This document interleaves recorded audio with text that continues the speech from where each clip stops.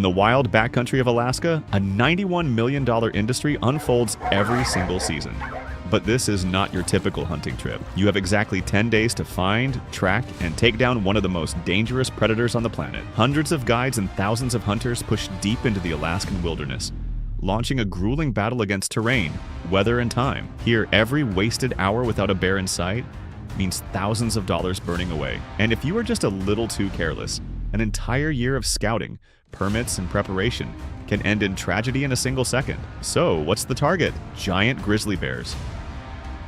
A massive predator that can weigh up to 1,200 pounds and stand over 9 feet tall on its hind legs. It's powerful enough to flip a half-ton boulder with one swipe, snap a moose's spine with a single bite, and outrun a galloping horse over short distance. But the scariest part isn't its size. It's the fact that this monster can be watching you from the tree line long before you ever see it. Welcome to Invasion Files. Today we uncover one of the most extreme hunts in America. Every fall, as the tundra turns gold and the first frost creeps across the mountains, a quiet migration begins. Hunters from across the country and across the world board small planes bound for some of the most isolated corners of Alaska. Places with no roads, no cell service, and no way out except the way they came in. For many of them, this single trip has been years in the making, a bucket list expedition saved for, planned for, and dreamed about since childhood. But dreams mean nothing out here unless the guides on the ground know exactly what they're doing. Look closely at this wall of alderbrush. Do you see anything?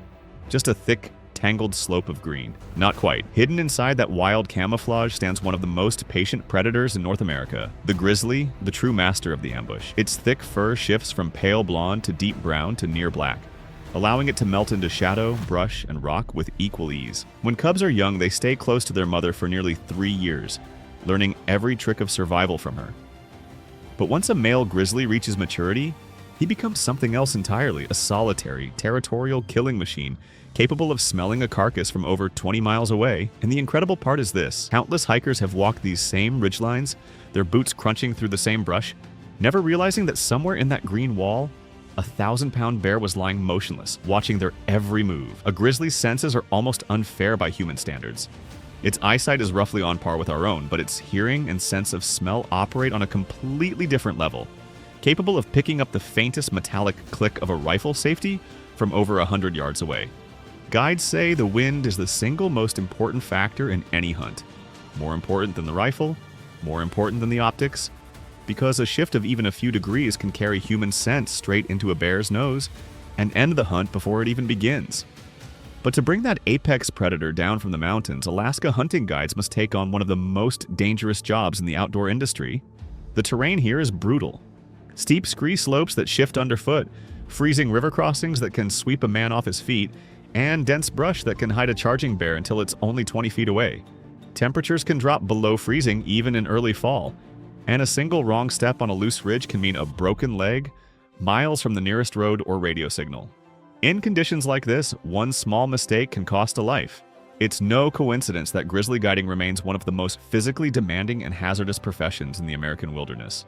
But no matter how dangerous it is, hunters keep coming back to Alaska every season. Because deep in those mountains lies a reward that few can resist. Every year, a handful of guides don't come home from the field unscathed.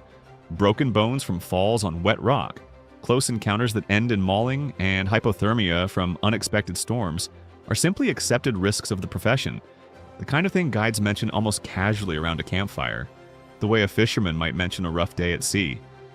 Insurance for Alaska hunting guides runs higher than almost any other outdoor profession in the country, a quiet reminder of just how real the danger actually is. To reach these giants, guides rely on a strategy built on patience, precision, and years of hard-earned knowledge of the land. Long before a client ever arrives, scouts spend weeks glassing hillsides with high-powered spotting scopes, cataloging feeding patterns near salmon streams, berry patches, and open meadows. A single guide might log hundreds of miles on foot before a hunt even begins, all in search of one thing: a mature boar with a hide and skull big enough to make the trip worthwhile. A guide's reputation and his entire livelihood rests on his ability to read the land better than the bears that live on it, on years spent studying wind patterns, salmon timing, and the subtle body language of an animal that can kill in a heartbeat. He knows which drainage the salmon are running thickest in this week. He knows which slopes catch the last of the evening sun, drawing bears out to feed on ripening berries before the light fades.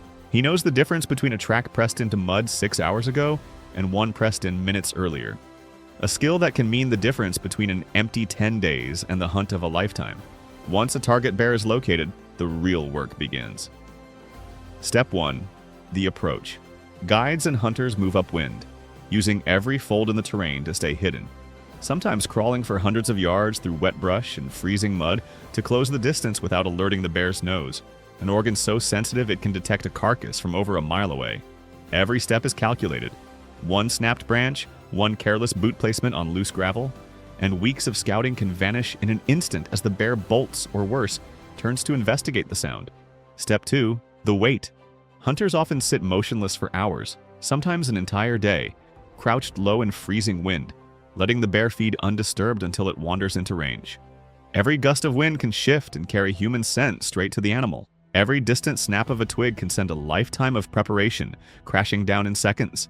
Guides describe this part of the hunt as pure psychological warfare, the body aching from stillness while the mind stays locked in absolute focus.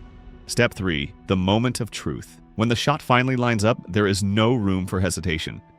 A wounded, angry grizzly at close range is one of the deadliest animals on the continent, capable of closing 40 yards in under 3 seconds, faster than a man can chamber a second round. Guides carry backup rifles and sidearms for exactly this reason, because a follow-up shot in thick brush, with an 800-pound animal charging through the undergrowth, is one of the most dangerous moments in the entire hunting industry. Then boom. The rifle cracks and the mountainside falls silent.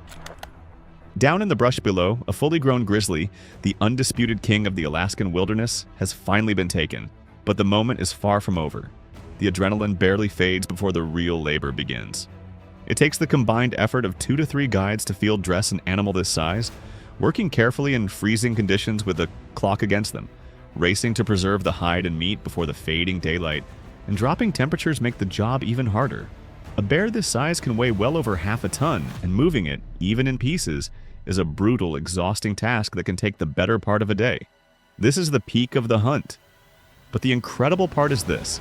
It's just one of hundreds of successful hunts that fuel this industry every single season. And not every hunt ends this cleanly. Guides tell stories of bears that refuse to go down after the first shot, charging straight through brush and freezing water toward the very hunters trying to bring them in. In moments like that, split-second decisions separate a story worth telling from a tragedy that never makes it into a magazine. It's part of why experienced Alaska grizzly guides can charge premium rates for their services, because clients aren't just paying for a trophy. They're paying for someone who has stood face-to-face with an 800-pound predator and lived to guide the next hunt. From the remote backcountry of Alaska, the journey of the giant grizzly continues. Once the hide and skull are recovered, guides carefully cape and salt the pelt to preserve it for the long journey out.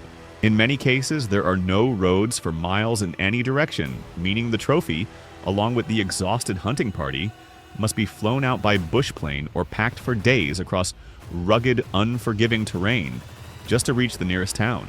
Here, skilled taxidermists begin the next stage of the process.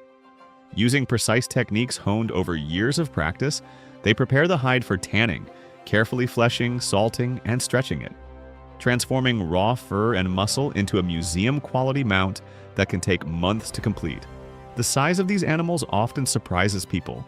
A single mature grizzly hide can measure over 9 feet from nose to tail, a trophy size rarely matched by any other predator on the North American continent. Skull measurements matter just as much as the hide. Official scoring systems combine the length and width of the skull to the nearest 16th of an inch, and a bear that crosses a certain threshold can enter record books that hunters have chased for generations. A handful of these giants each season score high enough to rank among the largest ever recorded. And news of a record-class bear can spread through the guiding community within hours, shifting bookings and reputations overnight. After preparation, each hide and skull is carefully packaged, documented, and shipped. Some stay in Alaska, mounted proudly in the lodges that hosted the hunt. Others travel across the country to a hunter's home, becoming the centerpiece of a lifetime achievement displayed for decades to come. From the remote lodges of Alaska, this premium hunting experience quickly enters a global network of outfitters, guides, and big game hunters who trade stories, photos, and bragging rights across an entire industry built on adrenaline and prestige. Within just a few short years, Alaskan grizzly hunts become the stuff of legend among trophy hunters worldwide. From the hunting lodges of Texas to the private clubs of Europe and the trophy rooms of wealthy collectors across the globe, this experience is considered the pinnacle of North American big game hunting. Elite outfitters transform a 10-day expedition into an unforgettable, once-in-a-lifetime achievement, complete with professional photography, custom rifle cases, and guided flyout access to some of the most remote hunting grounds left on Earth. Some hunts are guided on foot through dense coastal rainforest, tracking bears feeding along salmon-choked rivers as the fish run upstream. Others are conducted from remote spy camps deep in the interior, where hunters may go days without seeing another human being, sleeping in canvas tents while wolves howl somewhere out in the dark. And here comes the surprising part. By the time a full guided hunt is booked, licensed, and completed, its value has climbed dramatically. A single fully guided grizzly hunt in Alaska can cost a client more than $25,000, and demand for tags remains fierce every single season, with some of the most exclusive outfitters booked out years in advance. What was once a wild, solitary predator roaming the Alaskan wilderness has now become the centerpiece of one of the most lucrative guided hunting economies in the world, an industry now estimated to generate more than $91 million a year across licensing fees, guiding services, transportation, taxidermy, and lodging.